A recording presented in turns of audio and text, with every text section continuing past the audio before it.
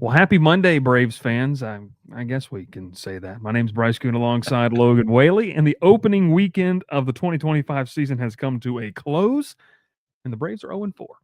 As Logan, they're one of four teams that are winless to start the season. Detroit, Atlanta, Milwaukee, Torpedo Bats. We can talk about that. Yes. And then I can't remember the final team. I saw the graphic earlier. I can't remember who the final Mm, winless team is. I think it's four. mm. Um, Yeah. The White Sox have a win now. You talk about an unserious franchise. That is an unserious Using franchise. using what? Mini tarps to cover the rest of their Dude, infield? just stop. Just don't even. Yeah, I can't Oh even. I man. don't want to go down there. But the Braves do. They get swept in San Diego, and I wanted to start this off because I think throughout this podcast, as we kind of go, I mean, look, we're going to have some analytics. I know Logan's going to pull some stats that he really likes or doesn't like about the team so Potentially. We'll far. see. Yeah, but throughout the year, I I was perusing social media. For those that don't know, I cover LSU, Logan. I don't know if you saw this. On Sunday night, we did not end our game. I didn't get out of Alex Box Stadium until 3 o'clock in the morning.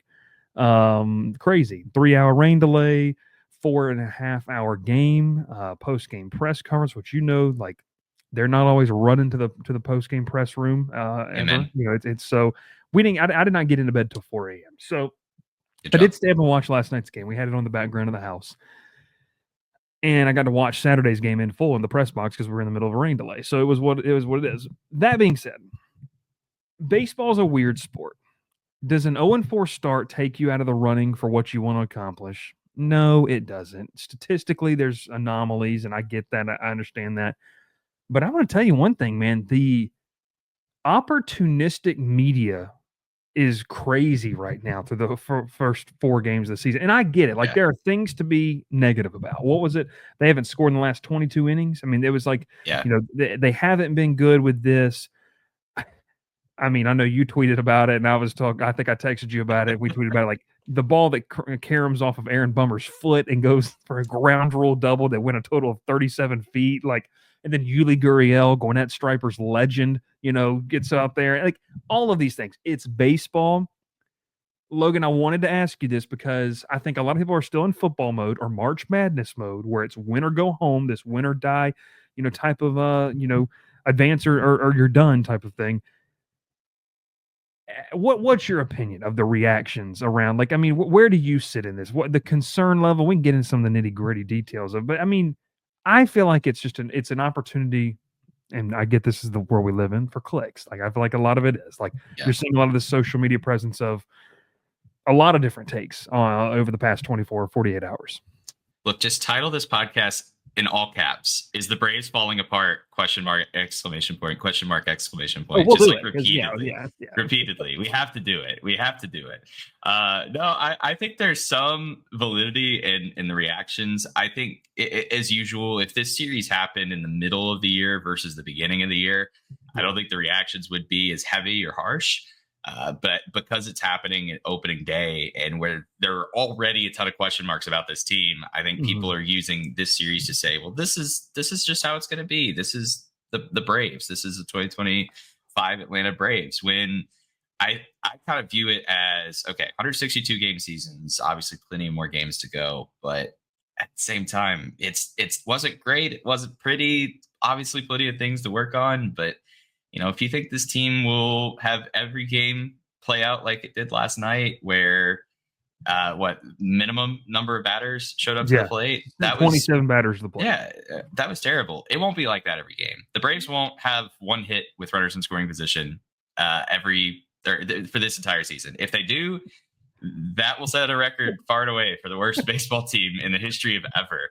So I'm not hitting the panic button quite yet. I do think that there is definitely some concern with this team and how this team is made up. The depth right now isn't necessarily there, especially with no Acuna out there in the lineup. But at the same time, not hitting the panic button yet. I still think there's plenty of season left. I don't think there's plenty of season left. There is plenty of season left. So Yeah. We'll see. We'll see what happens. I think at this great home start tonight probably won't ease any doubts either.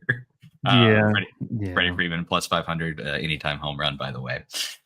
Just throwing that out there for any degenerates out there that potentially may have such an interest in such things. Yeah. But I like I said, I think that this is fine. People want to point out the Braves in 2021 too, Bryce, how they started the season, right? I mean, that's certainly a good indicator for how things could go in the future if you're into that sort of thing.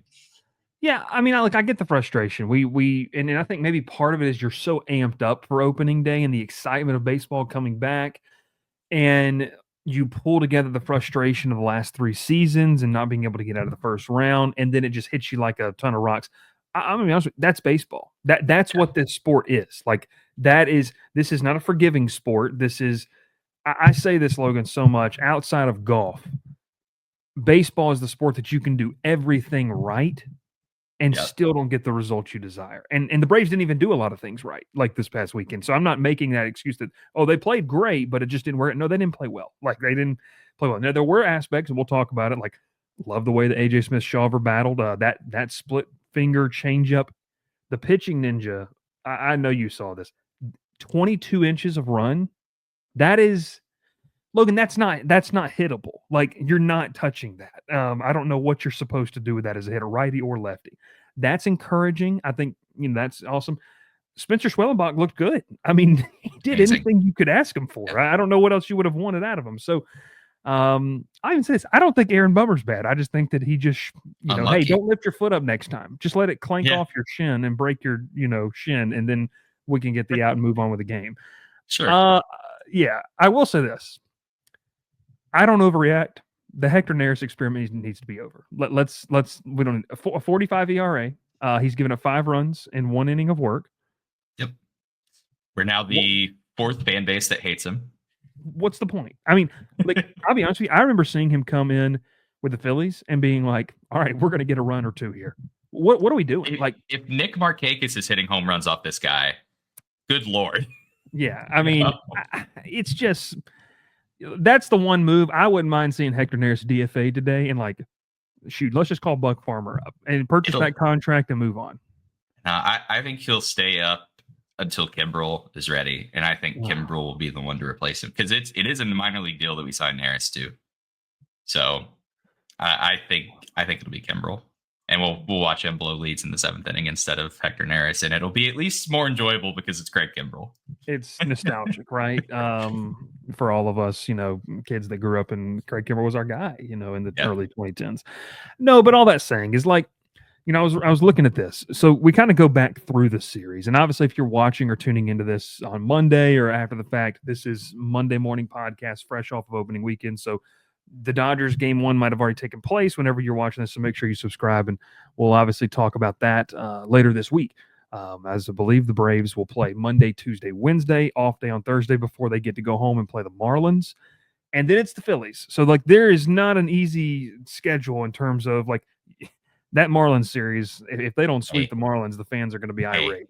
No, the division leading Marlins, Bryce, the division leaders. I don't want to call anybody out. I do say this. We have a Discord where we talk a lot of different things. The individual that decided to tell me that posted the standings, and I said I'd give them $1 million if the standings stayed that way. I stand true to that. If the Marlins are leading the division and the Braves are in last place on the final day of baseball in 2025, you get $1 million from me. So, God, I hope that is not. That would be. What are the odds of that? I will go in on that bet just. For the sake of winning $1 million. All right. Okay. Right. You're not matching it. You're just going to take it just to see what happens. Yeah. Sure. You're not putting anything. That's right. So the series recap of kind of looking at this, look, for Braves fans who have been, around for a long time, there's kind of been this stigma, Logan, of the Braves in California, right? Like, they just don't like going out there. I will say this. I like the fact that we're getting out of the way early in the season. Like, you don't have to worry about some weird June road trip to all the way across the country. You get it out here at the beginning. I mean, we could go through this however you wanted to. It kind of felt like on opening day they were going to win a close game. You get the homers from Ozzie and Riley. You're leading 4-3. and then just kind of the wheels fall off. Hector Neris gets popped a little bit, and Bummer gets hit a little bit. And then Friday was just, it was what it was. I think that the most disappointing thing, though, was obviously Saturday and Sunday. And so we can kind of talk about that. Just you said concerns. We talked about this. Like, offensively, this isn't going to be the show. You can't make moves to get 99 overall guys. They have to be better in these situations. I don't know if it's really more deep than that. Like, they just have to execute. Yeah, I think, gosh, the double play that was hit last night. Yeah, no, exactly.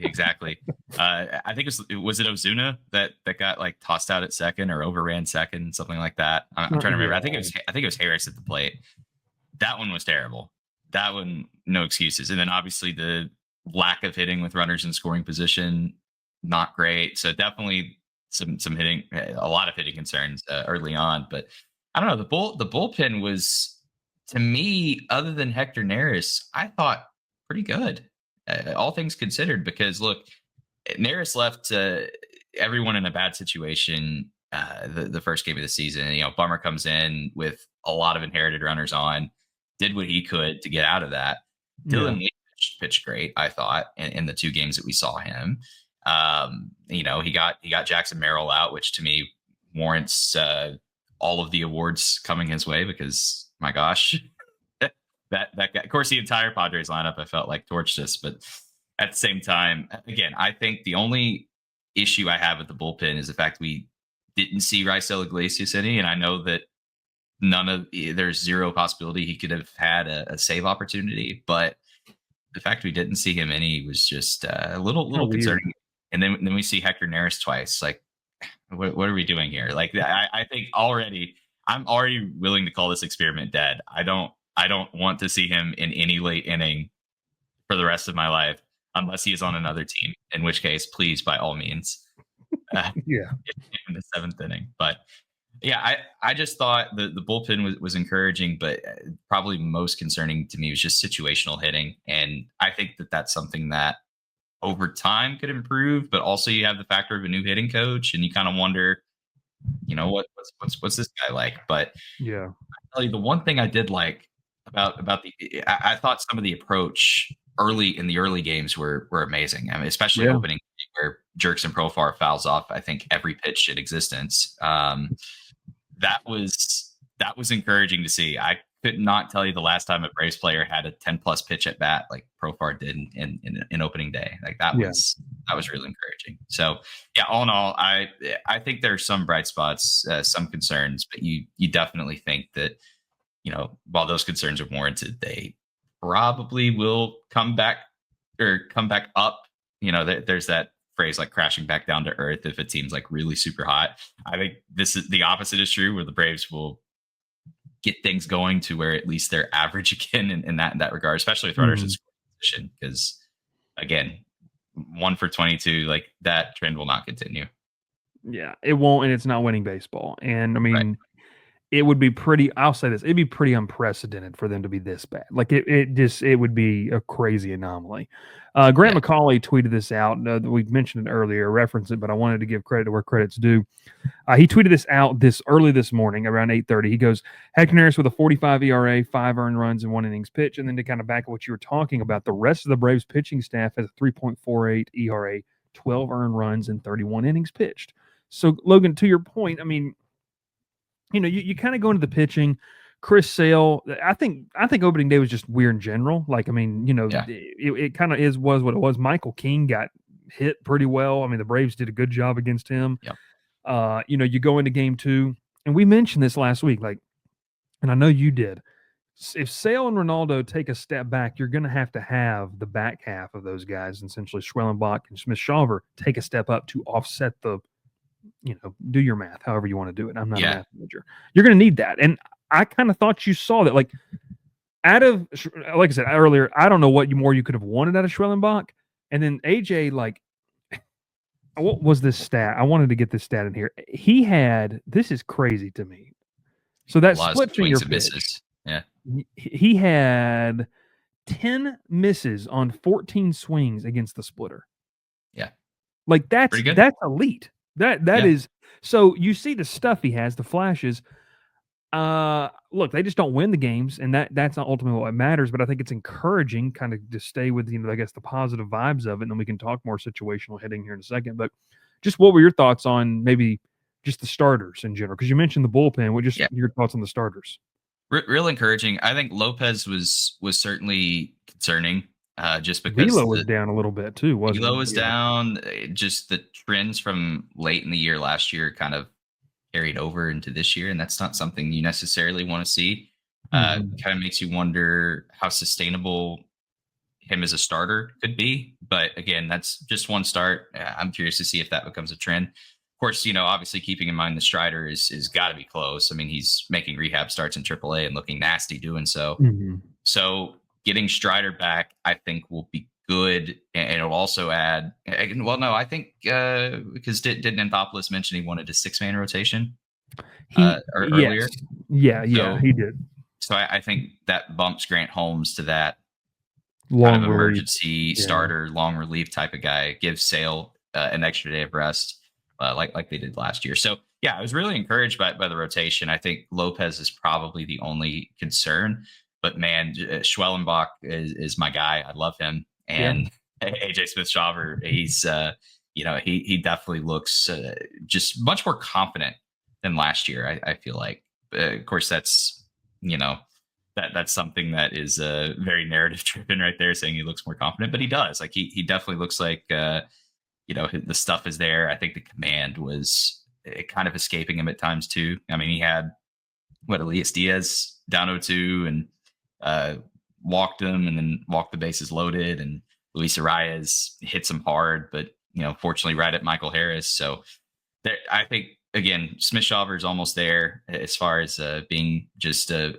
really, really solid contributor in the rotation. And so super, super encouraged by that. I think the rotation will be, man, if it's, I tell you, if like you said, if Lopez and Sale take a step back, kind of like we anticipate them, it'll be so good to have guys like Schwellenbach and Smith-Shawver take that step up, with Strider coming back too. And you don't know how he'll look after a long period of time off, but man, he looked good in the rehab start. So that's really encouraging for me. Yeah, and I mean, look, and we talk about all these different things, Logan, where I don't want to look at a number until probably the end of April, like that, I think that in terms of pitching, like starting pitching wise, because look, if you've got a 6-man rotation, you're probably pitching. There's 30 days. That's like 5 or 6 starts, depending on how your off days go. So, if Ronaldo's velo is still down middle of May, okay, then like that's kind of, it's just a long season, I guess. I mean, and so I don't really want to see. I don't want to overreact to a stat, but I do agree with you. Like, Sale, it was interesting. Ronaldo, it was kind of weird. So the first couple innings, his velo was down, and then like in the fourth or whatever it was, he was sitting like 96, and so I don't know what that was. Maybe it was a comfort thing. I have no clue. It was just the first start of the year. I mean, there's a lot of things that we don't know to that extent. But I agree with you. AJ Smith-Shawver this could be a storyline within this season could be the emergence of him. Like, is he a part of your plans, or is he going to, and I know Braves fans love to poke into this, going to just be another one of those promising arms that has to go elsewhere? True. That's, to me, an interesting storyline, because I think they like Schwellenbach enough to where they're like, yeah, we're going to stick with this guy. But Smith-Shawver was the rumor, a guy that you saw in a lot of potential trades over the offseason, and you kind of need to figure that out what he's going to be here in 2025 there for you. So bullpen, I would have liked to see Pierce Johnson more than once this past weekend, by the way. That was something that was interesting. He only pitched once on the 28th, I believe. Yeah. Which was on Friday. Hector Neris in the 7th inning, and you will like it. I didn't get that. So I really didn't understand that. Offensively, you mentioned, I loved the approach. So obviously the new hitting coach there for the Braves, Tim Hires. If you watched Behind the Braves, you kind of got like that little segment of where it talked about his approach and the response level of where guys like Matt Olson talked about what they had learned from him, and the plan that he had come in with. And look, when you have guys that have, especially in this Braves lineup, that are as accomplished as they are, like in terms of what they've done over their career, and your new hitting coach, I think it's going to take time to really kind of build the relationship to be able to say, let's tinker with this or let's move this. Because, not that they're not willing to, but it's like Kevin Seitzer had a 10-year relationship with some of these guys, from working Right. in spring training. He was with Atlanta for 10 years. I think that's just something you can't build artificially. You wanted to do that in spring training over the winter, but now within the season, they've never worked with Tim Hires over the course of what a road trip looks like, or getting back from a road trip and getting back home and getting in the lab and saying this is what we want to do. So that's something that could be interesting. I love what you said about Jerks and Profar. The at bats that he took. Yes, you didn't get the results you wanted the whole time, but there was a sequence where he had a 2-out hit, and I think Atlanta was able to manufacture some runs on Friday off of it. I don't remember the exact situation. I think he's going to be fine in that leadoff spot. Austin Riley hit that home run. We could talk about each individual guy. I think the biggest thing to me is your third outfield spot in the shortstop position. Sure. I'm ready for Ronald Acuna to come back. I think I'll say that. And not just because I want to watch Ronald Acuna play. We all should. He's one of the best players in baseball. I agree with what David O'Brien said. They're not going to punt on this Jared Kelenic experiment. I just don't know what more you're going to get out of him. And I know that it's just the first week of the season. Like he might just be what he is. And he might have just been highly touted and overrated as a prospect. Like that's happens to a lot of different guys. I think Brian De La Cruz is a glorified 2010s pinch hitter. I don't know what he really is for this team. And so, I mean, in the nicest way, like I don't really know what, he could be your power threat from the right side that you don't utilize as much anymore because you have a DH. And so it feels like a weird fit for them. Yeah. Orlando Arcia. Look, a lot of people are going to hop on that train of like, let's just berate Orlando Arcia. Logan, we talked about it. Like, I mean, there didn't feel like there was it's just that's what he is. Like he's had one good year, essentially. He had the All-Star season 2 years ago.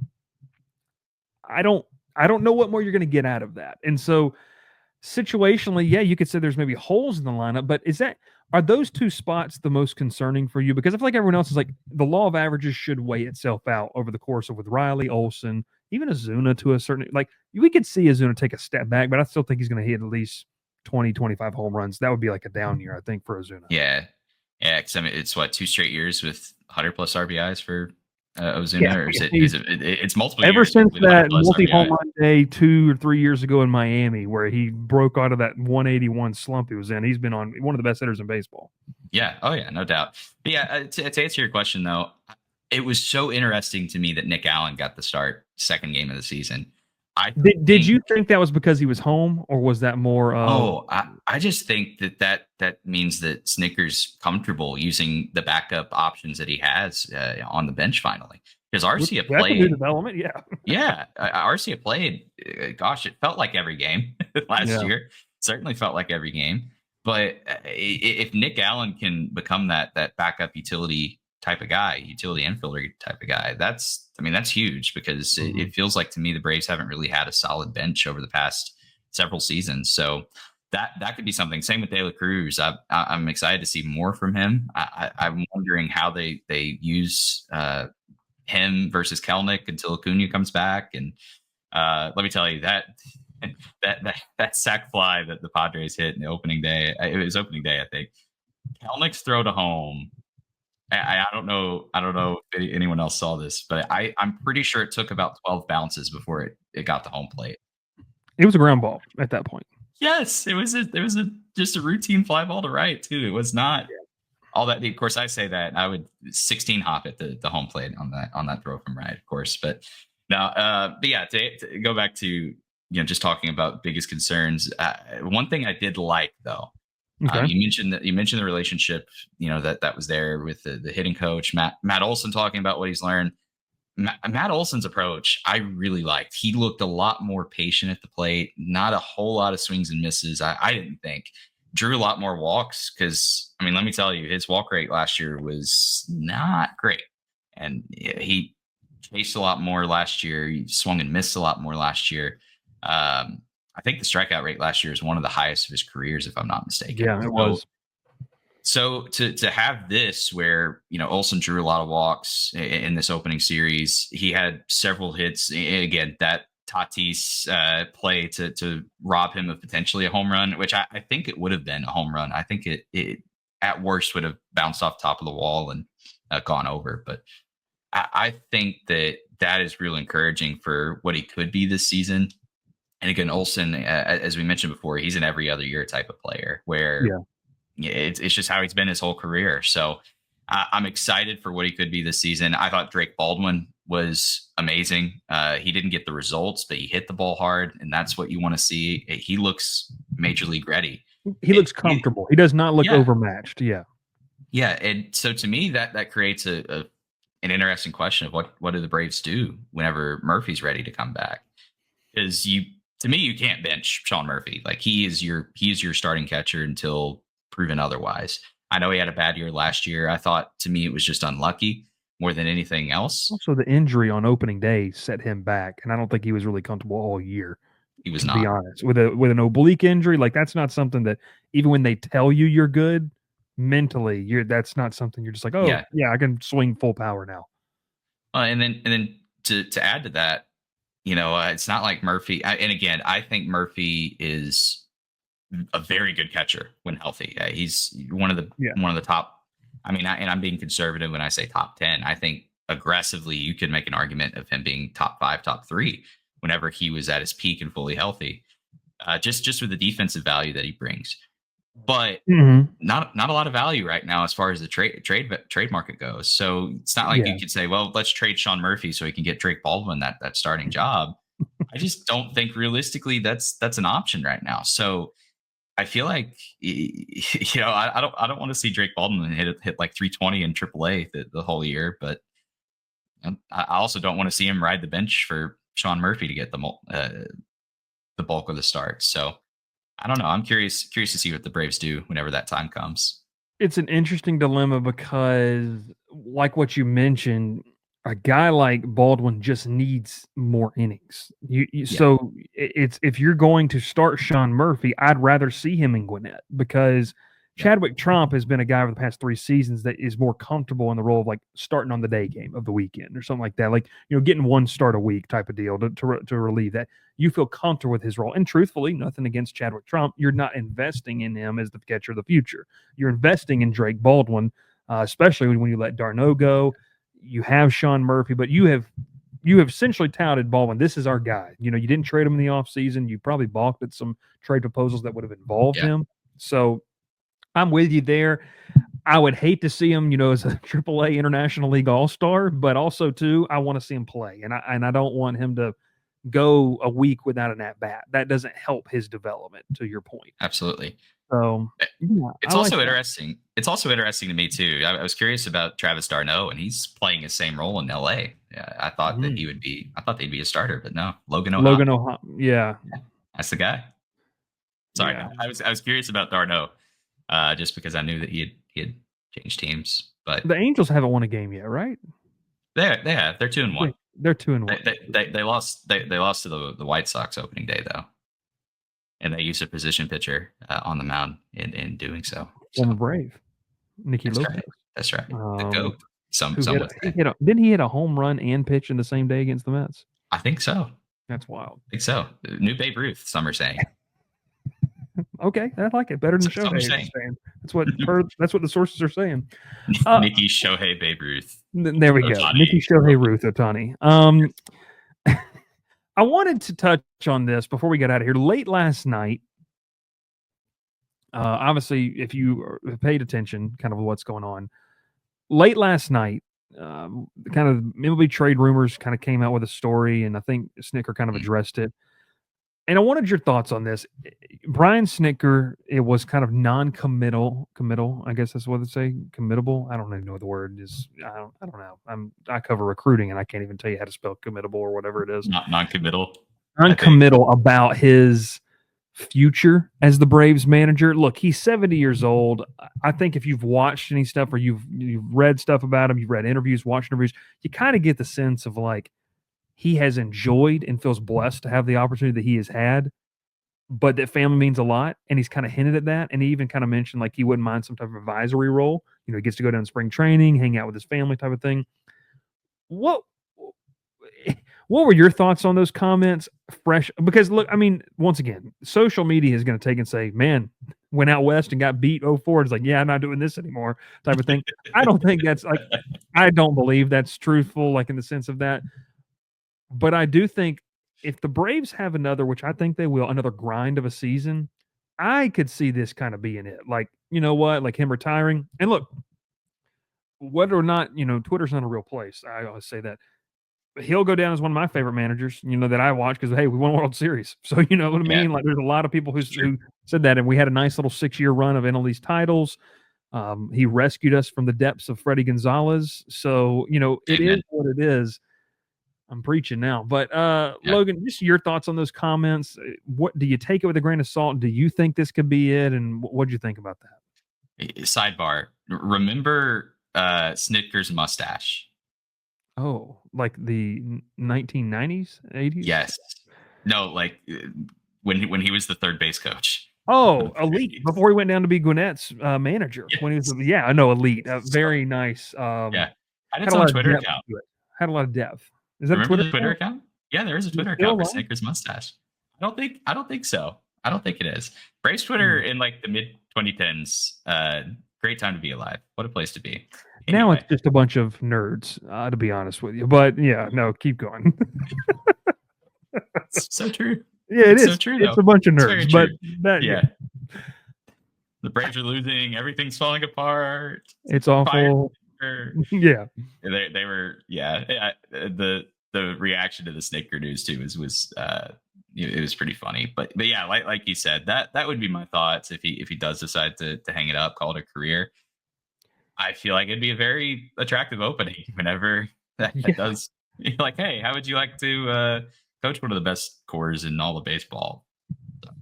Sure, yeah, why not? But yeah, I don't know. That is interesting, and I'm curious. What sparked those thoughts, because I feel like he's been asked that question quite a bit over the past couple of seasons, and his answer's been the same pretty much every time. But this was the first time he's like, yeah, maybe not. We'll see. So I don't know. But if this is his last year, I'm not saying that he should get like the Bobby Cox treatment for his final year. But man, it should be should be maybe similar at the same time, because he has done a lot for the Braves organization. He's Not just in lifer. his role. Yeah, not just his role as manager, but I mean everything else that he's done before then. So I definitely think that deserves respect, and honestly, probably a spot in the Braves Hall of Fame. I mean, Yeah. that's what I would say. I hope this, and then we'll move. We have our last topic into this. I think for Snitker, I hope that it does become public so people can celebrate it. I will say that. Like, I hope it's not one of those things where it's like right at the end of the season. Oh, and by the way, we're having a press conference. He's retiring. I hope, and maybe it's the All-Star break that he comes out and says, you know what, like this is it. And so then we can use wherever the Braves are in the race for the pennant and stuff like that. We can utilize where that final home series, a guy that has given so much to the organization in terms of the fact since he was a player with such a history. I mean, this is a guy that, and I mean this, and I think this is really cool, just as a baseball history fan, a guy who has simultaneously touched baseball history alongside Hank Aaron, but also has now touched history with Ronald Acuna. Like, that is a really cool connection and spectrum of where Brian Snitker has sat in Braves history. I think is really cool. So, if this is it, I hope it goes public so people can celebrate what he has done. And I understand the frustration with managing the bull. I get all that. Snitker's also from the code. If you hate Brian Snitker, you also would have hated Bobby Cox at times. I would just say that, like the loyalty aspect, but the players like him, and I'm not in that locker room, and neither are many people who comment on these things. And so it's like I'm going to default to what those guys say. It matters more to me. The final thoughts here, real quick. Thoughts on this Dodgers series. You never want to have back-to-back shutouts coming into playing the world champions. You got to go to Chavez Ravine. I hate that place. And just your thoughts. What's your expectation? What do you think? Tyler Glasnow versus Grant Holmes tonight. Yeah, please, God, win a game. Just a singular game. One. Just one. Please, just God. the one. That's all I'm hoping for. Man, the Dodgers are throwing. Of course, I mean their whole rotation's good, so it's not like there's going to be any lull in that rotation. So you have Glasnow tonight, May tomorrow, and then Wednesday you have Blake Snell. So best of luck, Atlanta. At this point, I'd want Roki Sasaki because he's not been good through his first two starts. What, two strikeouts? You see he was crying in the dugout? Did you see that? He was crying in the dugout? I didn't see that. Yeah, like did not see that at all. Well, sidebar, because this is our show. We can do what we want. True. We can just call sidebars wherever. Whatever team he played for before he came over to the U.S., that manager said that he really, and I don't want to speak out of turn here. Apparently, that wasn't a big market team. I'm guessing. I don't know. He were worried about how he would do in a big market in terms of the pressure. And somebody brought up that reference with a video of him. I mean, he was in tears. Like there were tears being shed after his performance, and the dialogue between him and Dave Roberts, like he was just not mad, but he just looked defeated. And you hate to see that because that kid's got. I hate the Dodgers. Yeah. That kid's got crazy talent though. Like he is a very good pitcher. So I don't know. I'm just glad Atlanta doesn't have to face him or Yamamoto. It's their rotation's stupid. It's ridiculous. It's dumb. It's a video game. Yeah. I mean, it really is, and that's the bad part about. Okay, you just got swept by the Padres. Maybe there's an easy series coming up, a get right series. Nope, the World Series champs that just bolstered their entire team. Yeah, great, good job. Let's go in there and see what we can do with Grant Holmes. It would be the most Braves thing ever if our first win of the season came with Grant Holmes starting. Going like 6 2/3, and then Hector Neris comes out for a clean inning or something crazy like that. If Hector Neris pitches in this series, I'm going to lose my mind. In a high leverage situation in this series, I'm going to lose my mind. And I don't overreact to the Braves much in terms of, except for the playoffs, because every pitch does matter. Every pitch does not matter in the regular season. Anthopoulos might straight up murder Hector Neris on the spot if he sees him in this series. Snitker, I will do anything just to keep you from using this man ever again. We're gonna banish. I'm just curious what Snitker has to see Neris multiple times on the opposing team. I'm just curious what made him go, you know what, this is going to be our guy in the 7th inning. I wonder if that's just like a thing from above. Like, look, we kind of know what we have in these other guys. We got to figure out if Neris is going to be a part of this or not. And I think for a lot of people viewing it through the lens of I want to win right now, maybe can't see that. And that's kind of where I was. But I kind of thought about that last night. I was like, you know what? And to your point, what you mentioned earlier in the podcast, like when Kimbrel's ready, they want him in Atlanta. And so you have to know, like, if Neris is going to be a part of this or not. So they're probably going to throw Neris multiple times because they want Pierce Johnson to be part of the bullpen, rotation that they're going with. They want these other guys to be a part of Jesse Chavez to a certain extent whenever he's ready to do whatever he's going to do this for the 19th time in Atlanta. That has just become comical at this point. And the fact that he called Alex Anthopoulos too is wild to me. Like, Logan, imagine you're a pitcher and you're awful in spring training and you just call the GM of this team you've been with 47 times and you're just like, hey, and he's like, yep, we're on it. Like, we know. The contract's already been sent over. Don't worry about it. Like, what is this?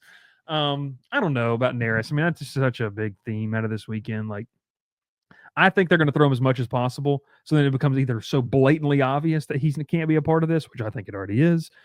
But I think that's the mentality, because once again, they're viewing this as a marathon. This isn't a sprint, and social media and Twitter views it as a sprint because we overanalyze every pitch of every game. So that's what makes it great. It's true. Fanalist. You deal with them in your job. I deal with them in my job. Mm-hmm. And now we get to come here and be fanalist. So it's awesome. That's great. Braves Dodgers is going to be interesting. We'll probably talk to you once again on Thursday. Off day for the Braves as they travel back home to Atlanta. Logan, any plans to get out of Truist Park this summer for you? Yeah, definitely. Right. I would love to at some point. I was looking at this because there's this app out that I was put onto. Memento, not a sponsor. Hashtag not an ad. Hashtag not an ad. But basically, it's just this app where you can log every single game that you've ever been to, regardless of the sport, regardless of the levels. So, like, minor league games are on there. So I'm looking at it now. Awesome. That has Concerts been, too, yeah. yeah, concerts too. That has been my life over the past couple of days. And so it was then that I realized, like, oh my gosh, the last time I was in Atlanta for a Braves game, Shohei Ohtani was in an Angels uniform. So Wow. it's been a minute. I need to get back out there. Yeah. Well, it's funny enough you said that. The big thing for me is with my job, I can parlay SEC Media Days into All-Star Week because it's the Of same week in course. the same place. So that's going to be my plan. And the wife and I are as well. We're looking to take a road trip. Just her and I. We're going to get the grandparents to come take care of the baby, and she and I are going to try to go somewhere this summer, wherever the Braves are playing on the road. We want to kind of do Okay. that. So we got to find a good ballpark. One of the weekends we're looking at is St. Louis, which I don't know what St. Louis has to offer, and I'm not dissing the city in terms of what they have to offer in terms of taking the wife out to a nice dinner, because like if I'm Logan, my wife loves baseball, but if we're spending money, she's going to want to go do something other than just go sit at a baseball stadium for three and Of a half, 4 course. hours. So I don't Yeah. know what the nightlife and not the nightlife. We're not going clubbing, but I don't